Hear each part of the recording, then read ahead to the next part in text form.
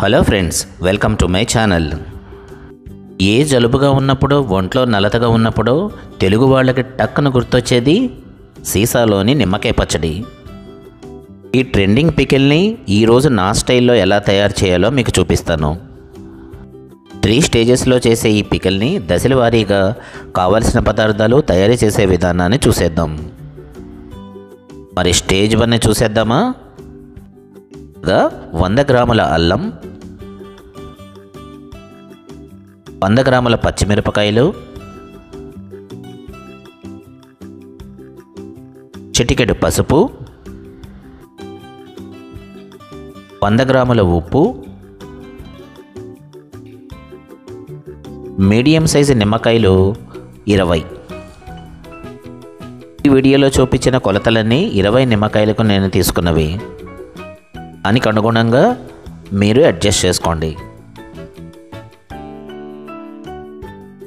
ముందుగా పరిశుభ్రమైన ఒక బౌల్లోకి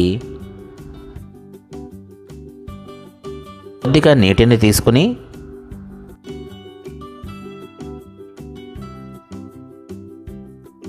నిమ్మకాయలను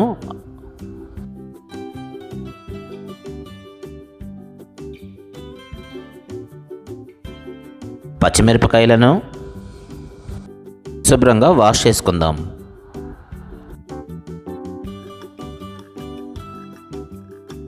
వీటన్నింటినీ ఒక కాటన్ క్లాత్తో శుభ్రంగా తుడిచి ఆరబెట్టుకోండి.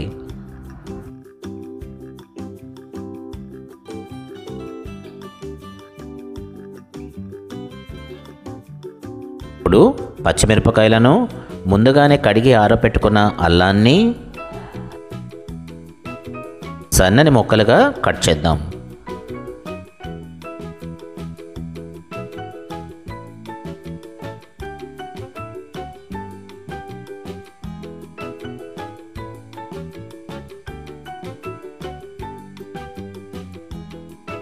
ఇప్పుడు కడిగి ఆరబెట్టుకున్న నిమ్మకాయలను కూడా తీసుకుందాం.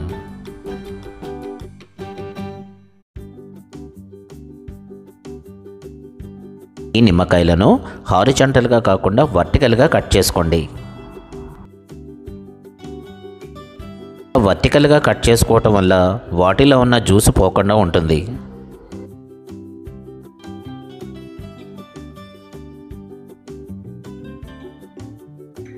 ఇప్పుడు ఒక పరిశుభ్రమైన బౌల్లోకి తరిగిన నిమ్మకాయ ముక్కలు,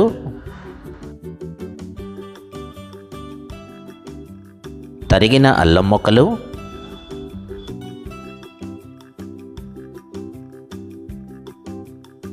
తరిగిన పచ్చిమిర్చి ముక్కలు, 100 గ్రాముల ఉప్పు,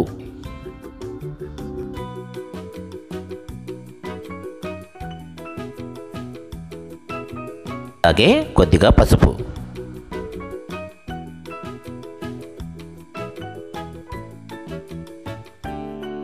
వీటిని చక్కగా కలిపి పెట్టండి.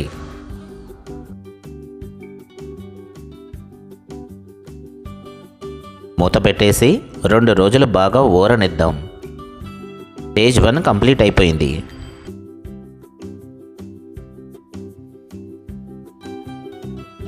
స్టేజ్ 2లో 2 రోజుల తర్వాత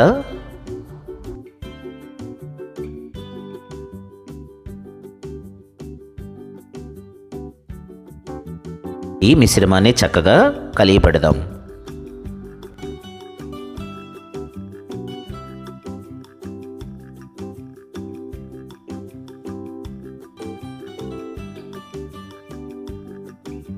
పెట్టేసి మరొక రోజు వదిలేసేయండి. 3 రోజుల తర్వాత చివరి స్టేజ్లో కావలసిన పదార్థాలు తయారు చేసే విధానాన్ని చూసేద్దాం.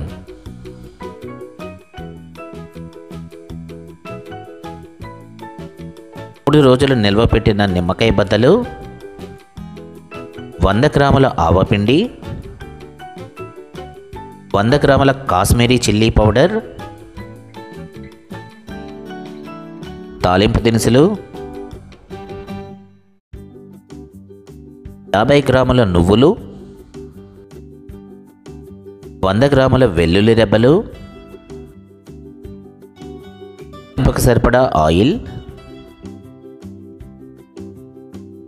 1 స్పూను మెంతులు, చిటికెడు పసుపు, ఇంగువ.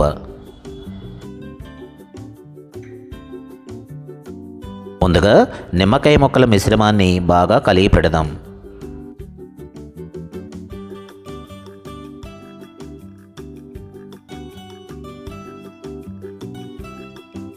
ఈ మిశ్రమానికి ఆవపిండి,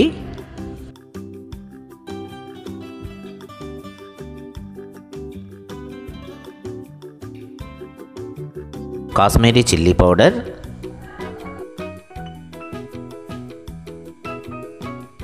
మెంతులు,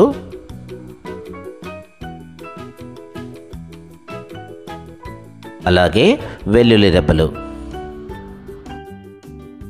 మనం స్టేజ్ 1లో కలిపిన ఉప్పే సరిపోతుంది. ఒకవేళ మీకు ఉప్పు సరిపోకపోతే కాస్త అడ్జస్ట్ చేసుకోండి. ఈ మిశ్రమాన్ని బాగా కలిపి పెడదాం.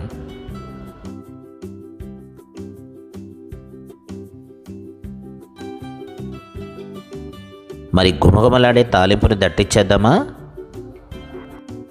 వేడెక్కిన కడాయిలో ఆయిల్, తాలింపు దినుసులు,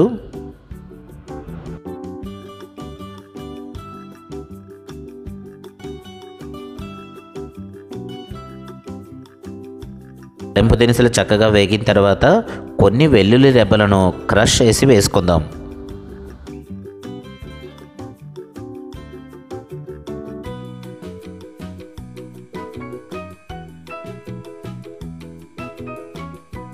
చివరిగా చిటికెడు పసుపు, ఇంగువ కలిపి లెమన్ పికిల్కి యాడ్ చేసేయండి.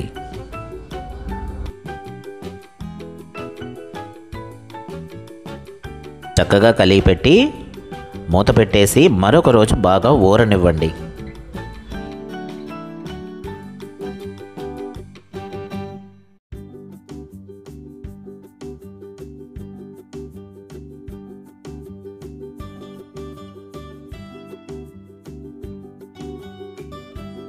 చూస్తుంటేనే మౌత్ వాటరింగ్గా ఉంది కదూ.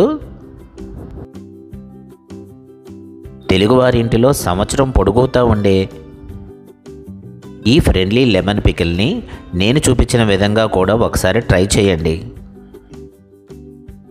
ఈ అప్డేటెడ్ వర్షన్ మహా అద్భుతంగా ఉంటుంది.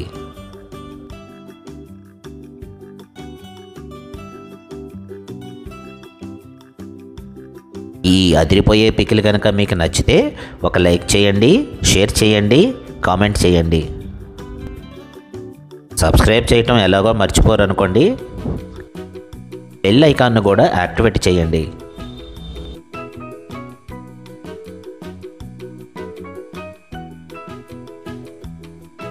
మన హ్యాష్ట్యాగ్ మనసుతో వండండి, ప్రేమతో వడ్డించండి. మరొక మంచి రెసిపీతో మళ్ళీ కలుద్దాం. Thank you.